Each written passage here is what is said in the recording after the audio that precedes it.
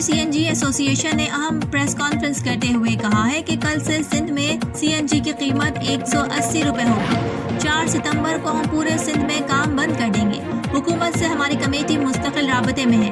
وزارت پیٹرولیم ہماری بات سننے کو تیار نہیں۔ سابق M D S S G C نے ہمیں ایل این جی پر تبدیل کروایا۔ ایل این جی حکومتی اقدامات کے باعث مہنگی ہو رہی ہے۔ ابھی ہماری سیل پرائز 180 روپے تمام خرچوں کے بعد بن رہی ہے۔ موجودہ ریٹ پر ہی سی این جی کی سیل ختم ہو چکی ہے۔ جب تک عالمی مارکیٹ میں قیمتیں زیادہ ہیں، جی سی ٹی میں کمی کی جائے، اس وقت بھی 70 درخواستیں ایس ایس جی سی میں سی این جی اسٹیشن پر گیس کنیکشن بند کرنے کی موجود ہے۔